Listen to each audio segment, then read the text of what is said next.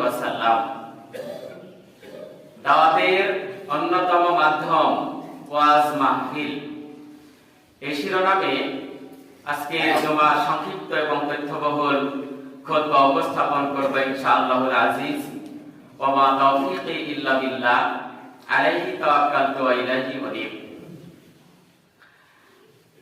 আল্লাহ সুবহানাহু ওয়া তাআলা কর্তৃক মনোনীত এবং চূড়ান্ত যে জীবন বিধান আল ইসলাম, এই ইসলাম ধর্মের প্রসারের জন্য মানুষকে ইসলামের দিকে আহ্বান করতে হয়। আল্লাহর নবী এবং রাসূলগণ আল্লাহর দিকে, আল্লাহর রাস্তায় মানুষকে ডেকেছেন। এটা কিয়ামত পর্যন্ত চলবে।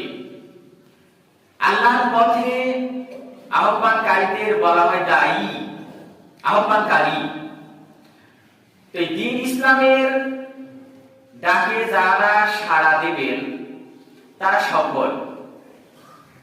তো দ্বীন ইসলামের যে দাওয়াত, মানুষকে আল্লাহর পথে আহ্বান, ইসলাম ধর্মের বিধিবিধান মানুষকে জানানো, বোঝানো এবং মানুষকে ইসলামের পথে অটল রাখার জন্য যে জ্ঞানের প্রসার, এটার জন্য এই পৃথিবীতে বহু দায়ী নিয়োজিত। আল্লাহ রাসূলের মৃত্যুবরণ করার পর এই পৃথিবীতে যে আলেম ওলামাগণ আল্লাহর দিকে মানুষকে ডেকে থাকেন, আল্লাহ রাস্তায় মানুষকে আহ্বান করেন, দ্বীন ধর্ম বোঝান, এই আলেম ওলামাদের যে ডাকের মাধ্যম, এটাকে বলা হয় দাওয়াত।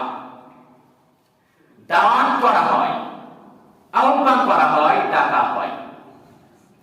তো এই দাওয়াতের যে মাধ্যম, এই মাধ্যমটা যদি ইসলামী ভাবধারায় হয়, ইসলামী নিয়ম অনুযায়ী হয়, তাহলে যিনারা ডাকবেন তিনারাও সফল হবেন, ওই দায়ীদের ডাকে যারা সাড়া দিবেন তারাও সফল হবেন। কিন্তু এই দাওয়াতের মাধ্যম যদি ইসলামী ভাবধারায় না হয়, ইসলামের নামে কিন্তু ভাবধারাটা হবে অনিসলামী, ডাকা হবে ইসলামের নামে কিন্তু সিস্টেম হবে অনিসলামী, তাহলে এই অনিসলামিক কায়দায় যদি কোনো দায়ী মানুষকে আল্লাহর দিকে ডাকেন,